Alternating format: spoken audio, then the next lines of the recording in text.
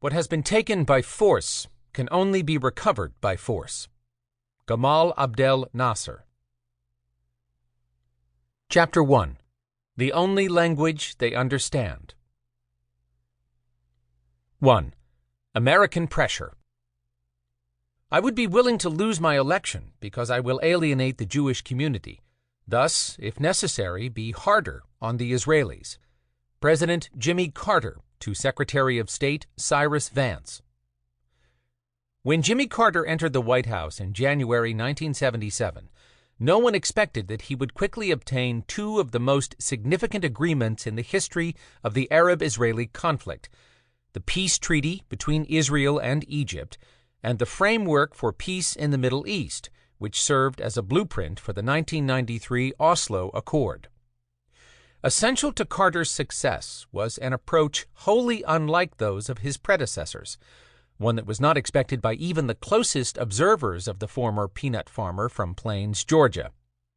In his presidential memoirs, Carter wrote that prior to his election, he had no strong feelings about the Arab countries.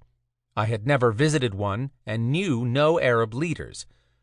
Announcing his candidacy in December 1974, he highlighted his support for the integrity of Israel, to which he had traveled as governor of Georgia with his wife, Rosalind, the previous year.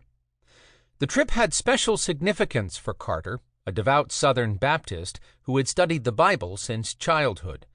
He stood atop the Mount of Olives, worshipped in Bethlehem, waded into the Jordan River, floated in the Dead Sea, studied excavations in Jericho, toured Nazareth, walked along the escarpments of the Golan Heights, and handed out Hebrew Bibles to young Israeli soldiers at a graduation ceremony in the West Bank military outpost at Beit El.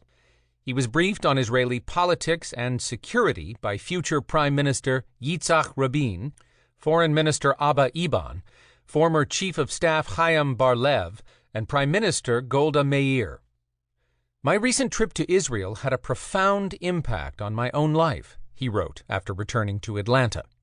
It gave me a greater insight into and appreciation for the Jewish faith and the long and heroic struggle of the Jewish people for basic human rights and freedom.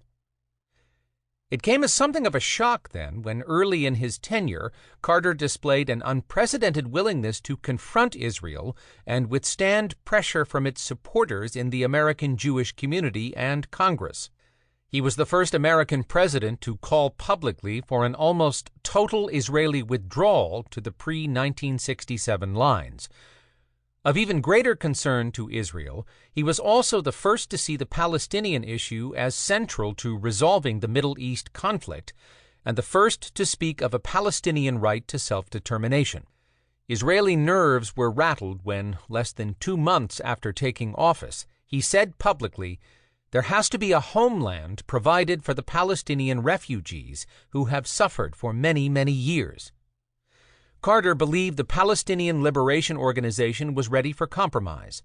At a time when Israel boycotted the group, he used the terms Palestinian and PLO interchangeably, another cause for Israeli alarm.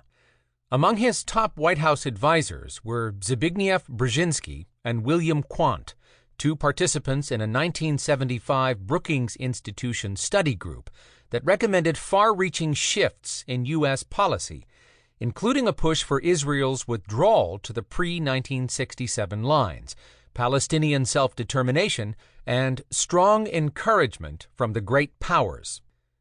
The departure from the positions of previous administrations could hardly have been clearer.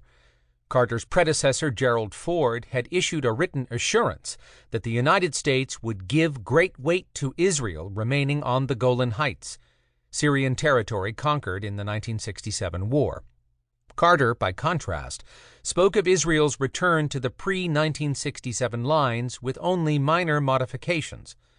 Ford promised Israel that the United States would not deal with the PLO until that body had recognized Israel's right to exist, whereas Carter, to the great consternation of Israel and its American Jewish supporters, shook hands with the PLO representative at the UN, reached out through intermediaries to its leader, Yasser Arafat, and sought to include it in negotiations. Ford